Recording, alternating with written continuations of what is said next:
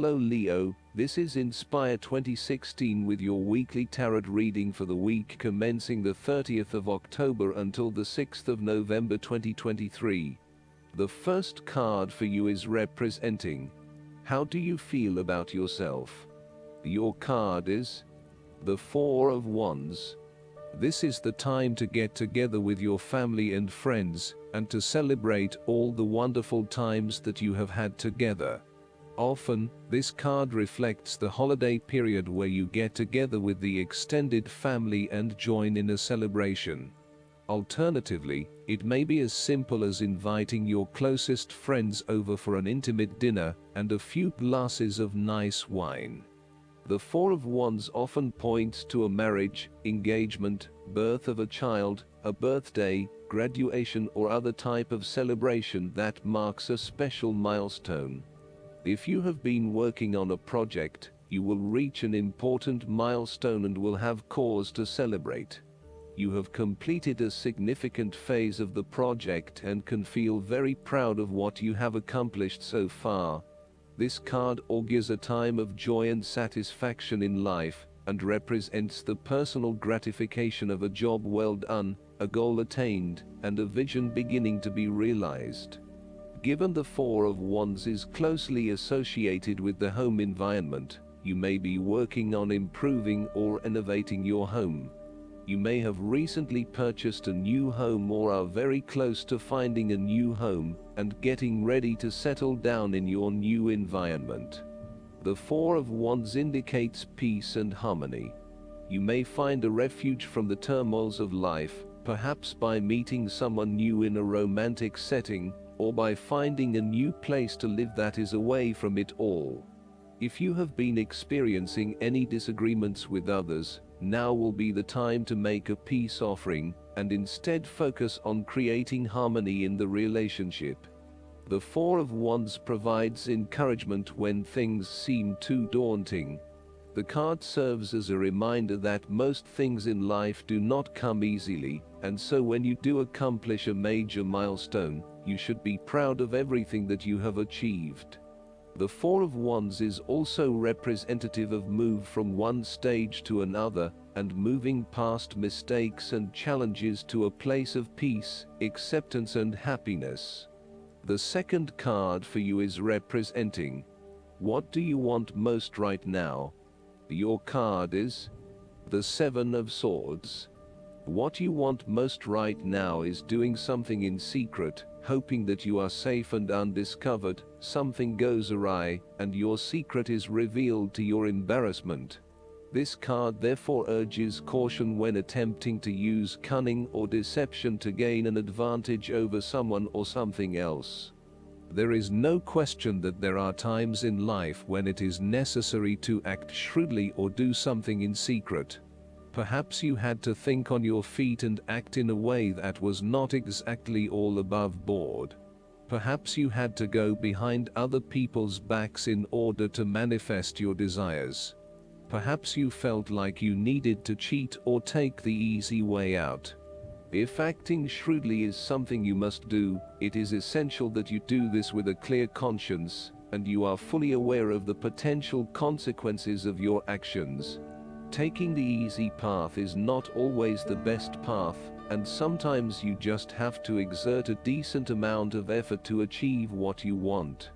You may be tempted to sneak away from a particular situation that is not working for you anymore, rather than dealing with it head-on. As you do not feel ready to deal with the issues, you are aiming for a solution where you can just escape and not have to worry about it all. Are you trying to run away from commitment, responsibility, hard work or love? You may be procrastinating, letting problems slip and become worse because you do not want to deal with them. Sometimes you just have to face what has to be faced. So, the question is this realistic? Will this escape really accomplish what you want to and need to accomplish? Will it address the fundamental issues at hand here? The likely answer is no, and it may simply be an easy way out for now. On the flip side, you also need to be very cautious and wary, so that you do not become a victim of someone else's deception, betrayal, cheating and false motives. You may trust someone who then turns out to be running their own agenda, leaving you high and dry. You need to be very careful of who you trust over these coming months, as you are at risk of being taken advantage of. Look out for any sneaky behavior and trust your gut instinct about when something does not feel right or is too good to be true. Sometimes, the Seven of Swords indicates a desire to go it alone. You want to discover, investigate and solve every problem using only your own wits and resources. You may believe that you have a better chance at success if you act on your own accord, ignoring the advice or inputs of others. This approach is useful when you need to bypass an ineffectual group or assert your independence, but it can also have its limitations. You may end up feeling isolated and excluded, missing that great feeling of collaboration and synergy gained when you work with others. If you feel inclined to act alone, be sure this isolation will really work for you. The third card for you is representing your fears. Your card is the Page of Pentacles. You are afraid of manifesting your dreams and goals. There may be current blockages standing in the way of you achieving those goals. It may be that you have not planned sufficiently, or that you have become lazy and complacent and have lost sight of your goal. You may also be too busy daydreaming about new dreams and goals, without having taken any action on your original dreams and goals. So, you need to review your goals and think again about why you were originally motivated to achieve them. Think about what it will be like once you achieve that goal, and become recommitted to your objectives and the actions required to make your dreams a reality. You are focusing on short-term pleasures and desires rather than sustainable and long-term goals. You will need to move beyond material satisfaction and towards what will bring you sustainable happiness and fulfillment. Similarly, you may be finding it difficult to get a specific project or idea off the ground. Each time you try, it seems to amount to nothing, or it takes you even further away from where you want to be. There is a lack of success here and a mounting frustration that perhaps you will never be able to achieve what you want. You may be losing faith in your talents and abilities. If this is the case, relax, lighten up and give yourself some space and downtime for a short period. Take a holiday or a break from your usual routine, and you will find that this helps you to re-energize and refocus. The fourth card for you is representing what is going for you. Your card is the Ten of Swords. You may feel powerless as something comes to a crashing and sudden end, and you feel as if you are being attacked or backstabbed by someone else. You may even use this challenging time to portray yourself as a martyr, to show that you have put your interests last, but have suffered as a result. There is a difficult experience of endings, loss, pain or release. However, the saving grace is that you have a new awareness and a positive sense of relief, that the difficulty and pain will soon be over, and will evolve into something new. As with all endings, there will be a new beginning, a rebirth, and a rejuvenation of the spirit. So, while this card may seem negative at first glance, it is a card of hope, and an indication that your troubles will not be permanent. Furthermore, this is the final moment, and no more pain will come to you from that source. It is darkest before the dawn, and as gloomy as it looks, the sun will rise again. It can only get better from here. The Ten of Swords is about letting go and accepting your current circumstances. You no longer resist change but allow it to happen, even if it causes some initial pain and hurt to you. You accept that there must be change in order to facilitate renewal, and you allow it to occur rather than fighting it.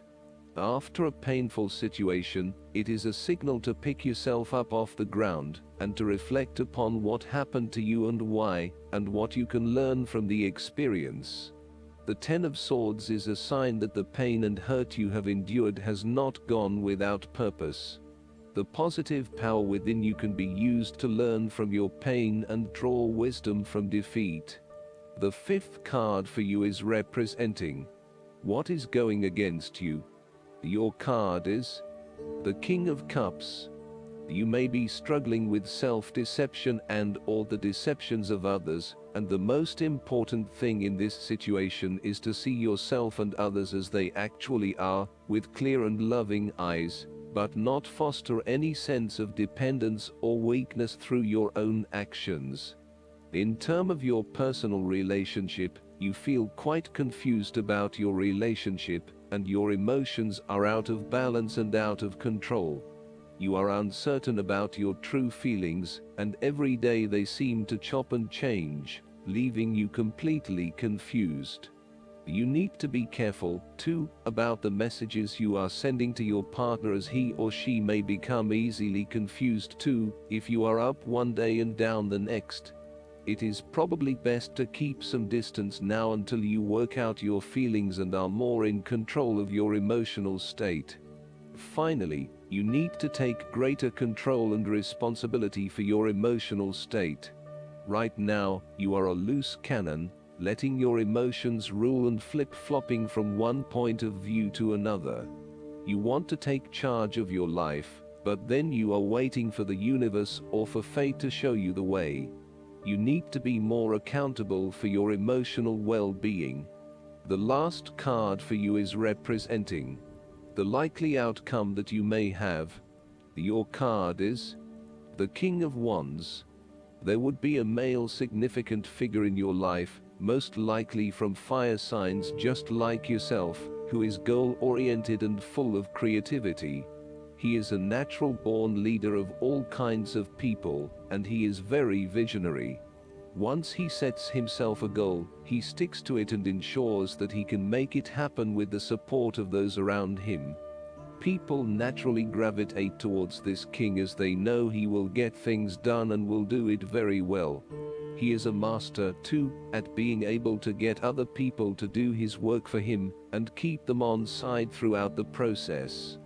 He looks forward to challenges because he enjoys the natural rush of adrenaline associated with solving a difficult problem and coming to a solution that will benefit not just one person but many people. In the process, he not only rids himself of his own fear but that of others, by reassuring them that they shall all succeed. He is not all talk either, and when the going gets tough, he is prepared to do the hard yards to see something through to the end. The King of Wands has a deep and innate respect for other people, and his compassion extends far. He knows how to bring out the best in others, and to empower them to deliver his visions and goals, which he knows will be of benefit to the greater population. If this king represents yourself, you are someone who is very visionary and goal-oriented. You achieve a lot because you are very clear about your future direction and how you will get there. You do not waste your time on activities or relationships that you believe will lead nowhere. You never just go with the flow, instead you prefer to embark on a strong and direct course of action. The King of Wands reminds you to lead your life with intent, vision and a long-term view. Know that even though you are experiencing challenges now, this is just a part of your journey to something much more positive. Eventually, you will see this time as just a little blip on the radar, and it will have simply served to make you stronger. Stay focused on your long-term goals. The appearance of the King of Wands also suggests that an opportunity is presenting itself to you, and you now have the power to accept the opportunity and take on the challenge. You are the determining factor in this situation, and circumstances will navigate in the direction you steer them. Indecision or doubt will not be appropriate responses when clarity and confidence are required. However, as you progress in this new role, it will begin to feel more comfortable. Last but not least, the guidance card for you is the Grief Work. This card signals that your heart needs some healing from one or more losses. There's grief work to be done as a way of moving forward with your life. Already you can think of how this specifically applies to you. Unhealed grief is compounded by each subsequent loss. Although it's uncomfortable to mourn and cry, sometimes this is the only path to healing. That's why it's best to heal with an experienced grief counselor, grief support group, or trauma-trained therapist.